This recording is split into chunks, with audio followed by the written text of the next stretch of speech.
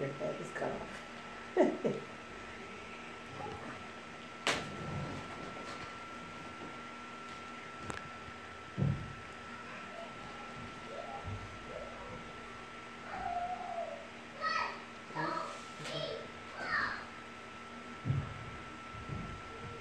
Hey, what's going on Facebook? Hey everybody. Well, we're going live again to discuss, as you've seen in the topic, You should have chose better. and how we end up with the wrong person. So we're just going to take a second here. I just wanted to talk about, I did this in one of my other, my own videos, talking about why we chose to do videos. And one of the things is my wife and I do a lot of research and studying on human development and relationships and many other topics as well. But oftentimes we find in the black community, some of the topics that we learn about and things that we discuss, there is no voice for those particular subjects. And so one of the things we like to do is just bring to our people what we know to be out there available. It doesn't mean that you have to listen to what we say. It doesn't mean that you have to take it as gospel. As the gospel. It just means that it's a perspective that at least begins to facilitate some discussion around topics that oftentimes we don't address in our community. And so we'll be posting these videos on a regular and hope that people tune in and share and like these videos. And that will kind of encourage us to do more if possible. But pertaining to the subject, you should have chose better. This is things that both men and women say to each other when the inevitable occurs in our relationships. The disaster that occurs. Like, I mean, we have to be honest. Like when we think about our grandparents and our great-grandparents, the nature of their relationships was much solid than the nature of our relationships. Now, it doesn't necessarily mean that they were better people. It could have meant that they had different circumstances that imposed those realities upon them. And so the question is, would they have those 20, 30, and 50-year marriages if they were meeting today? Right. Today, we have to have relationships in a different kind of context. But there are some rules or some principles or values that they established that have been kind of left behind by us regarding how we create relationships. And so one of the things that you see that we don't do anymore is that people kind of do this independent relationship. And it's an independent mating strategy. Right. Meaning that I on my own, I'm going to find somebody that I think is good for me, or Shahida on her own, she's going to find somebody that's good for her, and she's not going to consult her friends, she's not going to consult her family. And so there's nobody to ask who your people. Right. Which used to be. Right. And that's what people used to do. People used to know that's from the such and such family, they're good people. And that kind of gave you a good foundation to even start. I mean, it does. Let's state this from the outset. Nothing is 100% guaranteed. It's not right? foolproof. Nothing is 100% guaranteed. But that's the beauty of free will, is that free will has these risks. And one of the things that we should be doing in our relationship is mitigating the risk. We're trying to lower. We want to lower the unnecessary risk. And to know what is high risk. And in reality, when you're talking about mate selection, when you want to know what is high risk, that's when other people are going to have to be involved. Because what we do when we seek in relationships is we have these feelings, we have these interests in our own selves that compromise the integrity of the process. Right. But we'll get more into that later. And so one of the things that we've come to realize is that, number one, people don't know what the function of relationships are. And this is not particularly regarding mate selection. So when you talk about family and friends, like what family and friends are for, what purpose do they serve? They are not just people who that you have genetic connections to.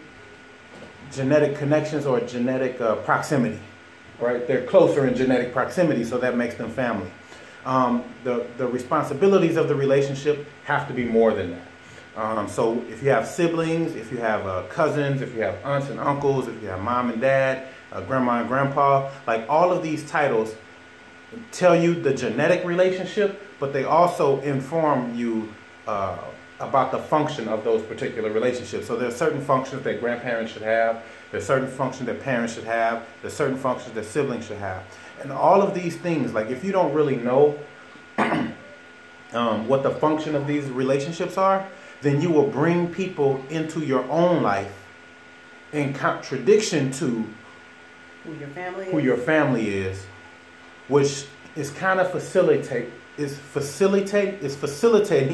the beginning of the end. Right. And you don't even know it because you don't, I mean, if you don't know what the purpose of those original relationships, then you're not going to understand how you should be founding the new relationships that's creating the future relationships foundation for other generations.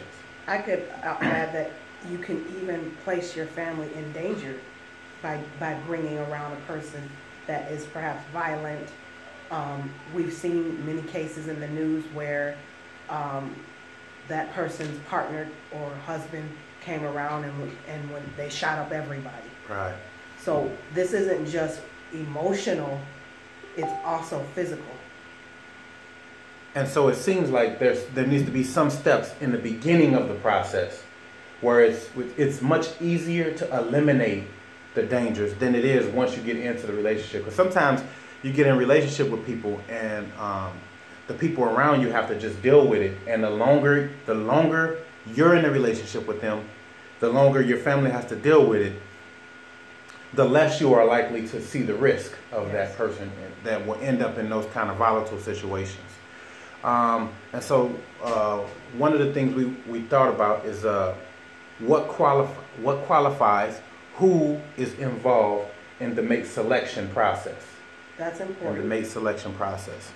And so what you're talking about now is, so we talk about our families and friends, but rarely do we talk about the competency level of our family and friends. And so one of the things that does is it means that you'll have people in your life that may or may not be involved in the mate selection process, that may or may not have the skills to be involved in that process. Right. And so you can have people in your life, but maybe they're not the people in your life that you go to when you're seeking a mate. How would you know that though? Well, we'll get into that. But there's some things that you need to be aware of, like who qualifies to be involved in the process, and what are the qualifications to determine who those people should be, and then also the tricks that people play on themselves and others, right?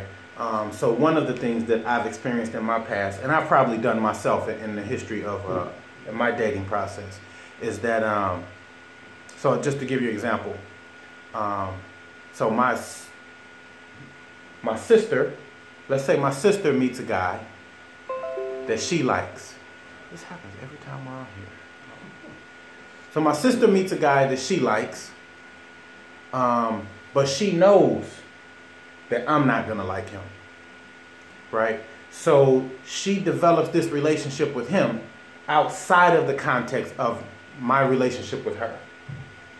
And so by the time I meet him, they've been dating 6 months. At that point, she's in. There's really nothing I can say or do at that point to influence the relationship in one direction or the other. You know, you spend 6 months with a person involved in intimate interactions and things of that nature. Like really so essentially what you've done is you've forced that person onto your family and friends. But you knew that from the beginning, which is why you didn't bring that person in from the beginning. And I would have to say amongst women, sometimes one of the things that happens, and you can see this even in like movies, or you can see this on sitcoms, where the woman knows that this man is not a good guy for her. And so what she'll tell her girlfriends, this doesn't happen with men as much, she'll tell her girlfriends. No, I don't know about that. Well, no, wait, let me finish. Let me just say, what she'll tell her girlfriends is, let me have him.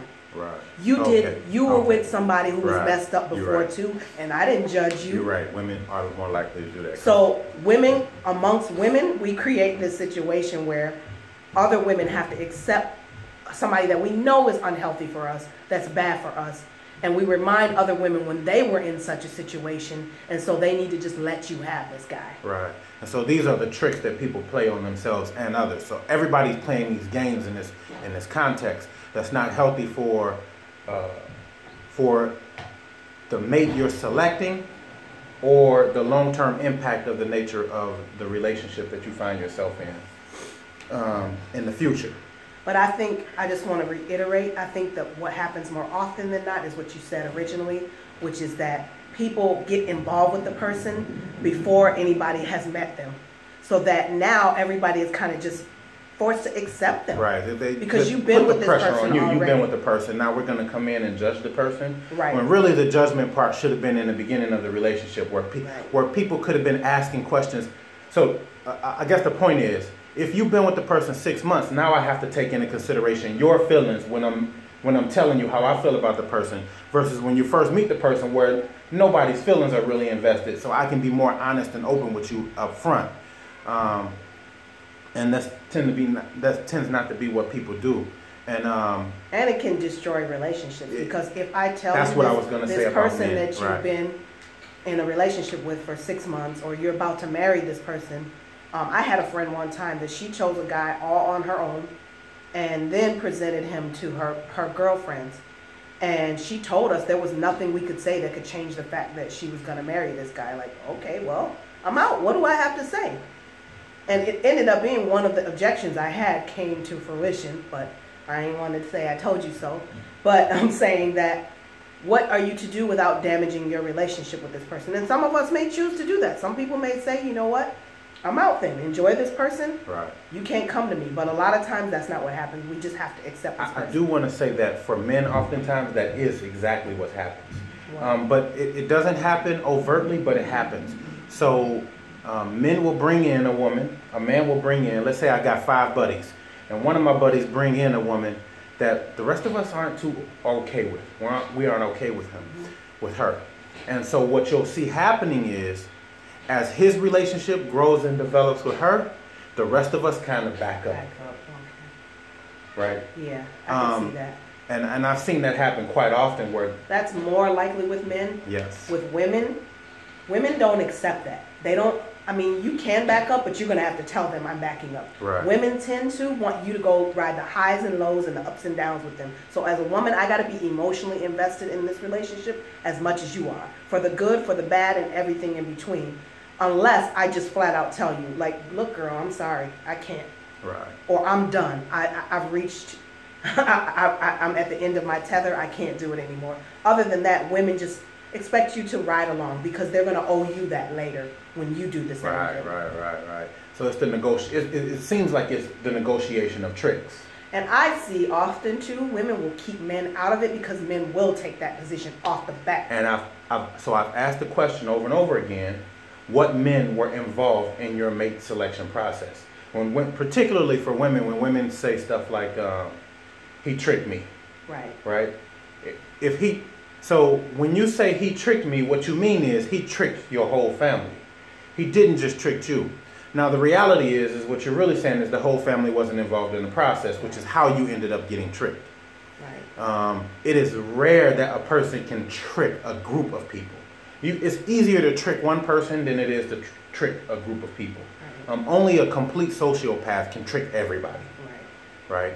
And so one of the things we want to do is just kind of go over, if you will, solutions. Like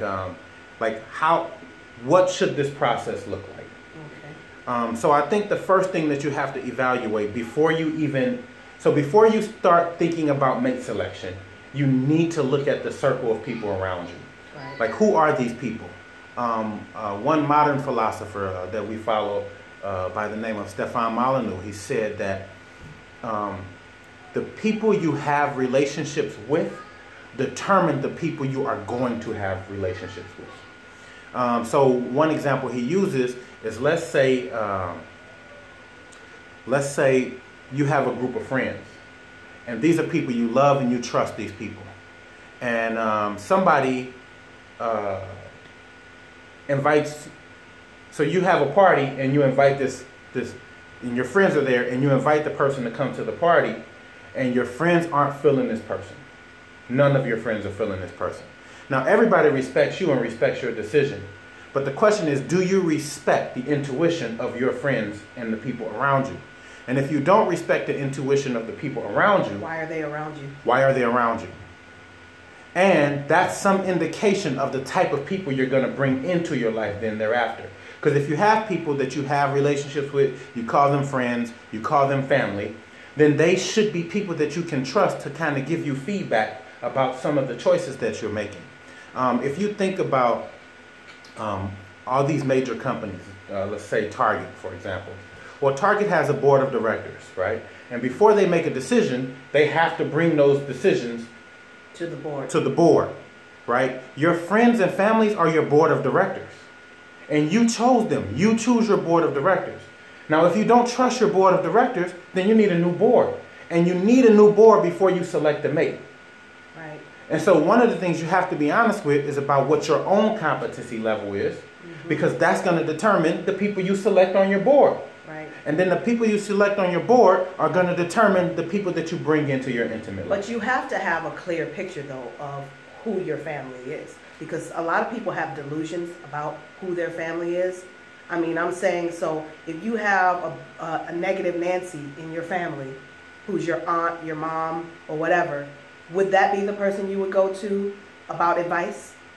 Because they're not going to have anything good to say, or they're going to sabotage a good person that you might bring in. Right. So you got to know who you're talking about, talking to. And also, you got the uncle who's a player. Are you going to go to him and ask him? Or what's he going to tell you about how to look for a woman? And so that's what that's what we mean when you talk about the competencies. Like, what are their competencies?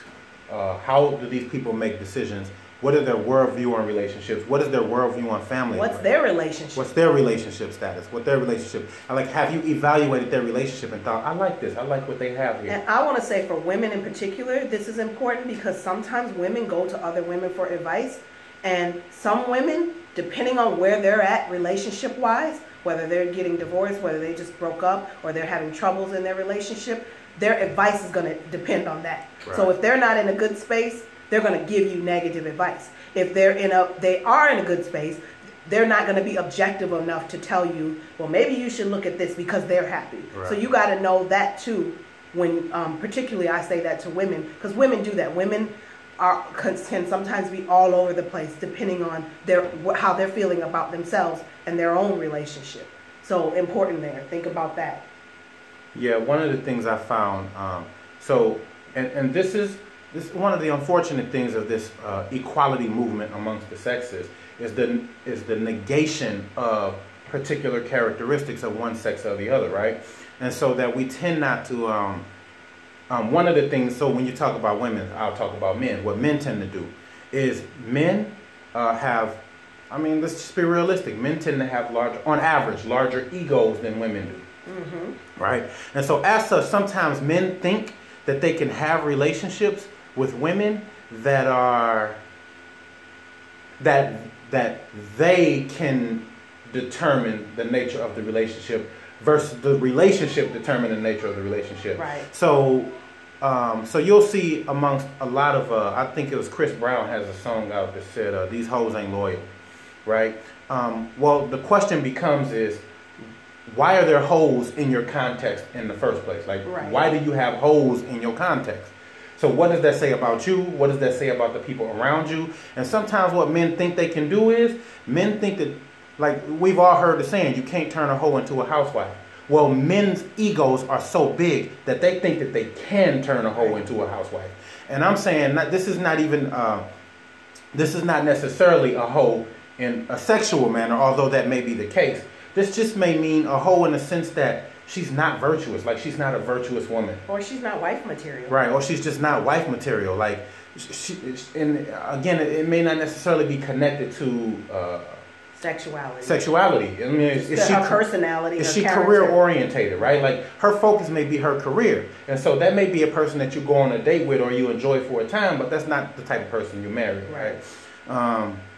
Because you need to be able to be with somebody who's going to make sacrifices for the relationship and for the children more specifically, and oftentimes you're going to need women to make those particular type of sacrifices when you talk about the development and nurturing of the children. And so you can't, and I see this all the time, right? There's this particular physical characteristic that men want in women. And so what they end up doing is that becomes the thing that they set at the forefront of the mate selection process in negation of everything else. And then even for like myself, you find yourself in a situation where you don't have the proper relationship with your children that you want because you have this person who is compromised in their own integrity as a human being. I'm sorry. Go ahead. I was going to say in terms of like who is competent in your circle, I just want to share a personal example. In terms of the competency, they also have to be courageous enough to tell you the truth. Right. In my previous marriage, one of my family members told me after the relationship was over and it ended badly. I'm talking about pretty bad, as bad as you can get. Told me that she felt he was shady. And so I was like, well, why didn't you tell me you felt this person was shady? Like, this person came to dinner, came to your house for dinner. We went out for dinner. We had some interaction. Why didn't you tell me? And the person said, well, I hoped it would work out for you. But didn't think about how badly it ended. And when I say badly, I mean like he lied about some critical things. He sat in front of the imam and lied. The imam, the religious leader who performs the marriage. He sat in marriage counseling and lied. And then I found out the truth after we were already married and I had moved out of state and ended up having to move back. So I'm saying it ended badly. I'm fortunate that it didn't end worse with somebody being hurt. But all that time, this person felt like he was shady and didn't tell me. So that competency has to be courage as well. Courage, even if you're floating on a cloud, to tell you, hey, I don't know, something about this person seems off. And that you will listen and you can ask them, well, what is it you're seeing? Let me just say on that note that people don't like saying I told you so. But me personally, I think I told you so is one of the best weapons we have. I think it's one of the best weapons we have. For me, I would much rather come to you and say, man, Shahida, you was right. I didn't listen to you, you were right? People don't do It that, kind of shows a level of respect that I have for you and the friendship to say, listen, I didn't trust you, I'm sorry, I apologize. I hope you forgive me for not listening to you, but I didn't listen to you, and this is how things ended, and I put myself at risk. I had this negative impact on you that could have been avoided had I just taken into consideration what you said. I don't think that's ever happened to me, because if nothing else, people feel so ashamed that you ended up being right, and they're hurt, and they're going through the trauma of the failure of this relationship, so that they won't say that. Right, but that is one of I can accept that these are things that we don't know now, but moving forward, these are things that we have to be aware of. I told you so is not a bad thing, especially if it's coming from somebody that you usually trust, that you usually have a great relationship with, and the person informs you like, man, you might want to be concerned about this or that, right? And I just want to say as well, in regards to I told you so, is for me, it's worse to have somebody come to you afterwards telling you that they had this thought, that they had this information, and they didn't reveal it to you. I happen to know for a fact that happened with your previous marriage. Right. And so it was funny because with my previous marriage, everybody was coming to me saying, well, she just needs a good man. Like if there's some things in her life that are rough, but if she gets a good man, she'll be okay. I'm going to let you read while I'm talking. Okay. So people, and understand, for me in my development, there's a way where men aren't developed to choose mates. That men are developed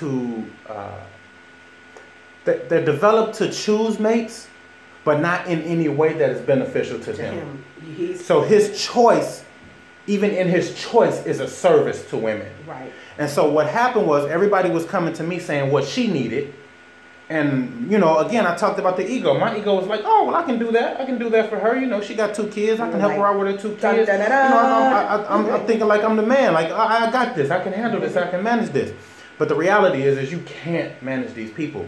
And so understand that there were many people advocating on her behalf and what she needed. And there was not one person advocating on my behalf. And that was something that, just because of my training and my development, I wasn't trained. I was trained in my selection process to be of service. Like for men, sometimes for men, and women do this too. I can't say women don't do this. But your relationship selection is about a service to others versus a service to yourself. Or some mutuality even. Right. Well, ultimately, in the beginning of the process, it has to be self-centered. Like, you have to be self-centered. Okay, what's in it for me? What can I get out of this? Because once you're in, you have to be in. Right.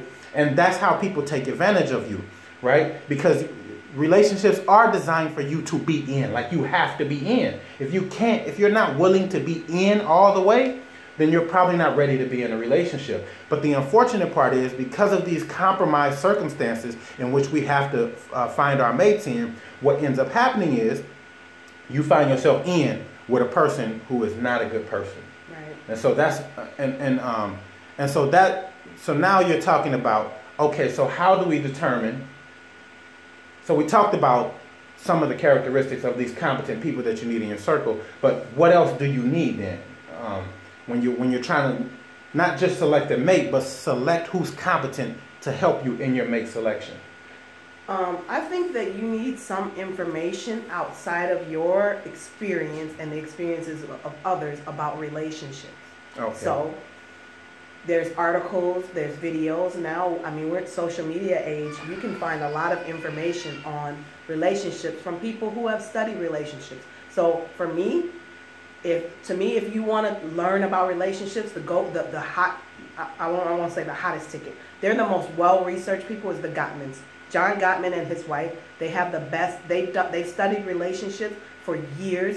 They were the first people to create a love lab, that they call it, and watch couples and their interactions and compile all this data on relationships. So to me, the first thing you need to do is go outside of yourself and start, and you can ask other people, like I mean, you can even Google like relationship experts and sort through and start to get some idea of what's out there, not just your experience and the experience of others. Right. And because the reason you can't just use your experience and the experiences of others is, I don't think people, number one, if the person is incompetent, their experience is inconsequential. Right. Right? Because their experience is just something that they feel. Right? And people don't often know how to process their own experience. That's the point of the competency. Like, if you don't know how to process your experience, then what is it except an experience? And that's one thing. The second thing is knowing the difference between memory and experience. Right. Because the reality is people cannot convey to you their experience. Because experience is something that is always happening in the moment, right? Right. But when people tell you they have experience, what they're telling you is they have memories of an experience. And the problem with memories is memories are often compromised by prior experience. Right. So Emotions, especially. memories are not objective, right? Because they're attached to emotions. Because they're attached to something else. Yeah. They're always attached to something else. And so that's how 100 people can sit in the movie theater all watching the same movie and all have different experiences. Right. The reason they're all having a different experience is because each one of them bring into the movie theater a whole set of values that's going to determine what they're looking at. Right. And so this is the same thing when you're talking about your personal relationships experience. And so this is where theory comes into play. Theories means there's an objective set of information that you are using to process this information. Right. And so one of the things William Deming said, experience by itself teaches you nothing. If you don't have theory, you don't know what questions to ask. And so let's say you come from a traumatic and abusive family background. Well, that's your experience. So that experience is now going to facilitate your mate selection? Right. Which happens. I mean, I would say it probably happens for the vast majority of us. In my first video, I talked about coming from a matriarchal family where it's just primarily women and children. And so if I were to come to them about marriage advice, what do you think that advice is going to look like? It's going to look like, it's going to be colored through the lens of these women who no longer have men around for whatever the reason. Right. And they don't even have a clear perspective of whatever the reason is. Right. Which means they have no theory to evaluate the experiences that they're having. Which gets to practice. The practice. So it's also Now, some people may think experience and practice are the same thing. No. But practice in the context we're talking about is more focused. So you've evaluated the circle, you've evaluated who's competent in your circle, you become aware of some theories about relationships that are available and out there, and now you need to take this information and put it into some practice. Right. And I have to say that there's some work you can do before you're in a relationship, but the bulk of it is going to start to happen once you're in a relationship where you get to practice it. Because really, at that point, it is theory when you just have the information yourself. Right. Now, as you go into a marriage, how do you respond, especially when emotions are running high, and how do you implement what you've learned?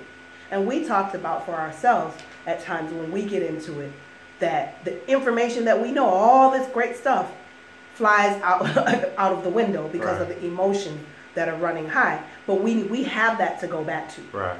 We can regroup and say, we know we're not supposed to do it like this, or whatever the issue is. Right. So if you think about practice, just think about practice from the perspective of, and I know for a lot of the ladies they don't do sports, but even like whatever the practice is. So if you talk about band practice, I think a sufficient amount of people have played an instrument or played in a band. If you think about practice from the perspective of practice is organized around theory. Like you don't just go in and just blow the horn or just shoot the ball. There are theories that are in existence that you are working out in practice that are going to become a critical part of how you play the game or how you play the instrument or how you play these things. Well, relationships are the same thing. There's ways where you need to get information, you need to consider the information, and then you need to practice the information. And you need to be open about the people that you're practicing with, so that everybody is involved and engaged in a way that elevates this theory. And let me just say, as we come to a close here, that we often talk about changing the world or changing the community or changing our families.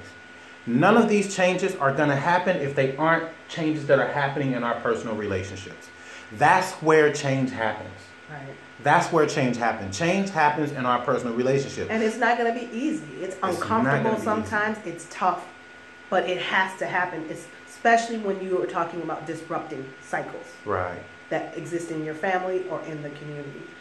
Really quick before we go, Asia is talking about the majority of people aren't willing to listen to the advice of loved ones. That's a good one. Oh, man. We're just going to have to address it. Yeah, we got to address it. So not listen to the advice of loved ones. I've asked this question before. Why don't people listen to loved ones? I asked that exact question. Now, I asked the question rhetorically. I know the answer already. The answer is credibility. That's the reason we don't respond or listen to our loved ones, because they don't have credibility. Right. And the question we tend not, the thing we tend not to know is, why don't they have credibility? And that's the question that you need to ask. When a person isn't listening to you, and you love them, and they love you, and they aren't listening,